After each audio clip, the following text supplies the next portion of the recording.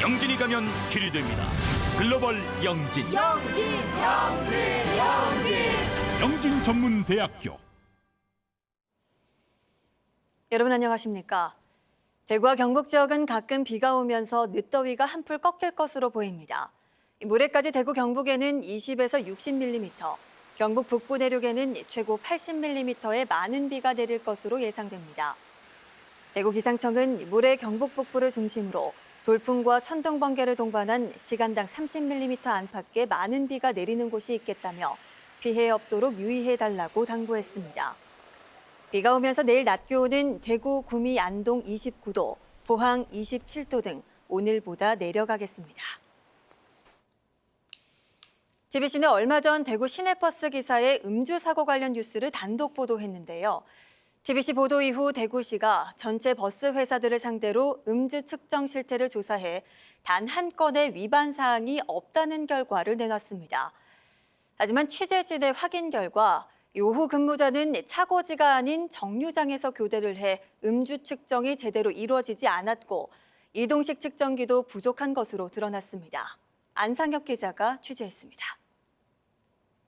면허 취소 수준에 가까운 혈중 알코올 농도 0.072%로 운전대를 잡은 버스 기사가 신호를 기다리던 오토바이를 들이받은 건 지난달 2일.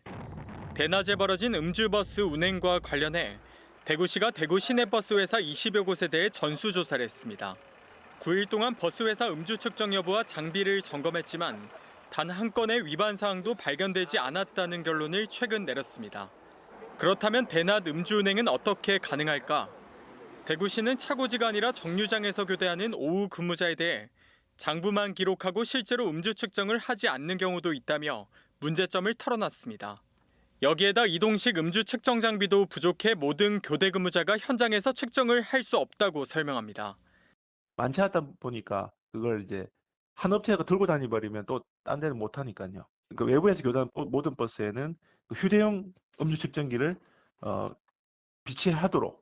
더 큰 문제는 이번에 음주 사고가 난 버스 회사에 대한 행정 처분이 너무 가볍다는 지적입니다. 대구시는 해당 버스 회사에 대해 음주 미측정으로 과태료 360만 원을 부과하고 향후 회사 평가를 감점하는 게 전부입니다. 서울시가 음주운행이 적발되면 평가 점수 감점폭을 크게 높여 감차와 성과 이윤을 삭감하는 등 강하게 처벌하는 것과는 대조적입니다. 적게는 50점에서 많게는 150점까지 감점이 돼요. 감점이 들어가면 회사들 성과 이윤 평가를 할 때 순위가 밀리고 순위가 밀리면 성과 이윤이 삭감돼서 이런 식의 페널티가 들어가고 있습니다. 대구시의 허술한 음주 측정과 형식적인 전수 조사로 시내버스를 이용하는 시민들의 안전이 위협받고 있습니다. TBC 안상혁입니다. 1978년 고리 원전 가동 후 45년 동안 원전 부지에 쌓인 사용 후 핵연료는 18,000여 톤에 이릅니다. 하지만 고준위 방사성 폐기물을 처리할 특별법은 여야 입장차로 3년째 표류하고 있는데요. 경북에서는 8년 뒤 울진 한울원전부터 방패물이 포화 상태에 이를 전망이어서 저장시설이 없으면 원전 가동 중단이 불가피합니다. 현경아 기자의 보도입니다. 경북의 원전 가운데 울진 한울원전 임시 저장시설 포화율은 76%로 8년 뒤인 2031년 포화 상태에 이를 전망입니다. 저장시설 포화가 임박하자 여야가 2021년부터 각각 고준위 방패물 특별법 3건을 추진해 산업통상자원위에 10차례나 안건으로 상정됐지만 소위원회 문턱도 넘지 못하고 있습니다. 오죽 답답했으면 시민들이며 학생들, 교수들까지 나섰겠습니까? 그야말로 탈핵 단체를 제외한 모든 국민 모두가 들고 일어나 특별법 제정을 촉구하는 형국입니다. 특별법이 표류하는 가장 큰 이유는 원전 확대 기조를 내세우는 정부의 에너지 정책을 놓고 여야가 첨예하게 대립하고 있기 때문입니다. 야당은 정부가 원전 가동을 확대하면 방패장을 건설해도 신규 원전에서 나오는 폐기물 용량 수용 여부도 알 수 없어 법안 논의가 어렵다는 입장입니다. 문제는 당장 특별법이 제정돼도 방패장 건립에 최소 37년이 걸려 저장시설이 포화되는 원전부터 가동을 단계별로 멈출 수밖에 없다는 겁니다. 우리가 원자력 발전을 선택한 이상 그 혜택을 누리는 세대가 방패물 처리 관리에 나서는 것은 어떠한 어려움이 있더라도 반드시 해야 할 과제입니다. 고준위 방패물 특별법이 10월 국정감사 전까지 제정되지 못하면 21대 국회 임기 종료와 함께 자동 폐기될 가능성이 큰 만큼 정치권과 지자체 공조가 필요하다는 지적입니다. TBC 현경아입니다.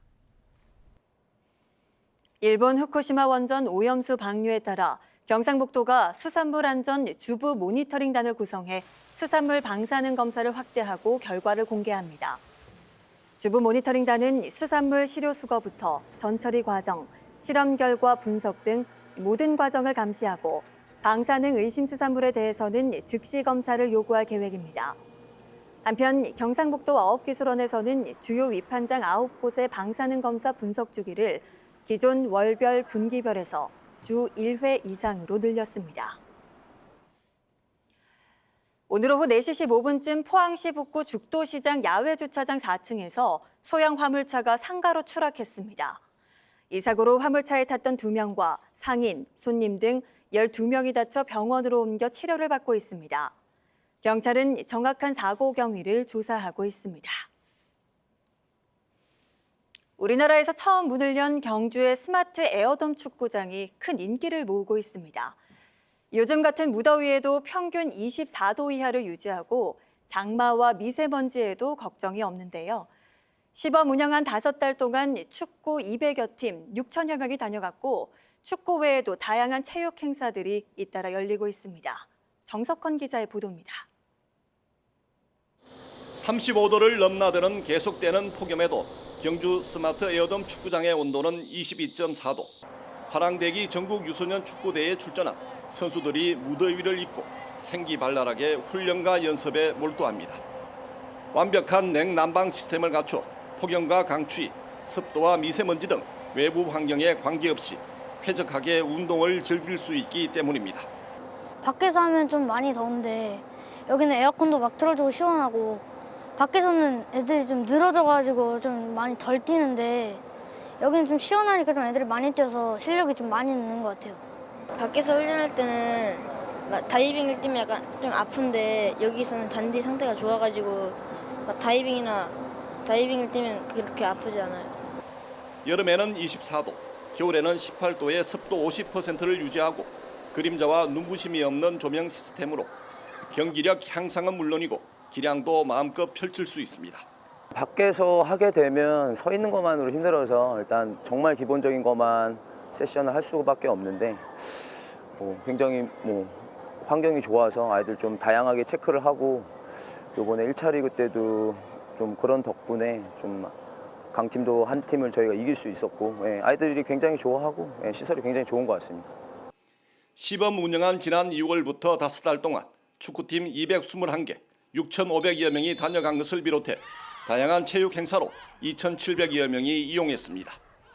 다른 지자체와 관련 기관들이 벤치마킹을 위해 40여 차례나 방문할 정도로 전국적인 유명세를 타고 있습니다. 저희들은 지금 현재까지는 축구 경기, 체육 경기를 우선으로 했습니다. 하지만 이 장소가 기둥이나 보가 없기 때문에 앞으로는 또 체육 행사뿐만 아니라 문화 행사에도 적극 개방해서 활성화될 수 있도록. 사계절 전춘호 실내 축구장 경주 스마트 에어돔은 선수들의 안전과 원활한 경기 진행, 쾌적한 훈련 환경을 제공하면서 숙박과 관광은 물론 지역 경제 활성화에도 큰 도움이 되고 있습니다. TBC 정석헌입니다. SNS 톡톡 순서입니다. 대구시 북구의 상수도 시설을 아이들을 위한 놀이터로 개조한 서변 부키랜드를 소개합니다. 또 예천에서 특영작물로 농업의 활로를 찾는 농업인과 영천의 특별한 황톳길까지 지역 SNS 소식들을 전해드립니다. 대구의 첫 공공형 놀이터인 서변 부키랜드를 아시나요? 원래 수돗물을 공급하는 가압장을 아이들의 놀이공간으로 개조했습니다. 그래서인지 수돗물이 지났던 파이프 모양의 놀이기구들을 만나볼 수 있고요. 그림과 책을 볼 수 있는 아뜰리에 공간부터 화면에 공을 던지며 놀 수 있는 볼프장까지. 이 가운데 가장 인기 있는 건 펌프 시설이었던 곳을 활용해 지하 1층과 지상 1층을 연결해주는 이 대형 미끄럼틀입니다. 곳곳에서 운영 요원들이 아이들의 안전을 책임지고 있습니다. 시설 이용은 무료지만 예약제로 운영되고 있다는 점 참고하시기 바랍니다. 특용작물로 소득을 올리는 농업인이 있다고요? 경북 예천에서 농사를 짓고 있는 이분이 주인공입니다. 국내외 유수의 대학에서 농업을 공부했고 박사학위도 갖고 있습니다. 이곳에서 키우는 특용작물은 종묘삼, 초피, 눈개승마 등 주로 약의 원료로 쓰이는 것들이고요. 상대적으로 일반 농작물보다 비싼 값에 팔립니다. 세계 5대 향신료 중 하나인 초피와 울릉도에서만 나는 눈개승마는 자생하던 것을 시설 재배에 성공한 겁니다. 인공지능이 첨가된 자동화 시설인 스마트팜에서 농사를 짓기 때문에 작물의 품질도 인정받고 있습니다. 농장 대표는 스마트팜으로 특용작물을 재배하는 것은 전망도 밝아서 청년들이 도전해볼 만하다고 말합니다. 경북 영천에는 아주 특별한 길이 있습니다. 바로 우루지 자연숲 황토길. 2개의 코스로 이뤄진 이곳에서는 맨발로 황토길을 걸으며 건강과 힐링 2가지 모두를 챙길 수 있습니다. 황토는 노화 방지, 혈액순환 촉진 등 다양한 효능을 가지고 있어 우리 건강에 많은 도움을 주는데요. 또 비가 내린 후에 촉촉해진 땅을 밟으면 효과는 무려 3배나 된다고 합니다. 이미 밤과 낮을 가리지 않고 많은 영천 시민들이 황토길과 함께하고 있습니다. 황토길을 걷고 난 후에 깨끗이 발을 씻을 수 있는 세족장도 있고요. 길 건너편에는 멋진 장관이 펼쳐진 메타세카이어 길도 있으니까요.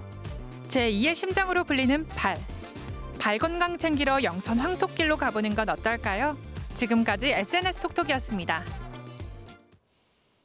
대구의료원 통합외래진료센터 건립 사업이 지방재정 중앙투자심사를 통과해 내년부터 본격적인 공사에 들어갈 예정입니다. 대구의료원 통합외래진료센터는 2026년 완공을 목표로 900억 원을 들여 응급의료센터, 뇌혈관센터, 그리고 외래진료실과 수술실 등 원스톱 진료 시스템을 구축합니다. 대구시는 통합외래진료센터가 건립되면 의료 서비스 효율성 개선과 감염병 대응 강화 등 공공의료 사업이 확대될 것으로 기대하고 있습니다. 영주 다목적댐이 완공 후 7년 만에 준공돼 댐 주변 관광단지 조성 사업이 탄력을 받을 것으로 보입니다. 영주시는 최근 환경부가 영주댐의 최종 준공을 승인했다고 밝혔습니다. 영주시는 7년간 표류 끝에 영주댐이 준공돼 수변 생태자원화 단지와 레포츠 시설 등 댐 주변 명품 관광단지 조성 사업을 본격 추진할 계획입니다. 지난달 15일부터 23일간 운영한 대구 신천과 금호강 야외 물놀이장에 피서객 8만 5천여 명이 다녀간 것으로 집계됐습니다. 대구시는 이들 물놀이장은 깨끗한 물과 쾌적한 편의시설로 인기를 끌었으며 내년에는 대봉교 상류에 고정식 물놀이장을 설치해 여름에는 물놀이장으로, 겨울에는 스케이트장으로 운영할 계획이라고 밝혔습니다.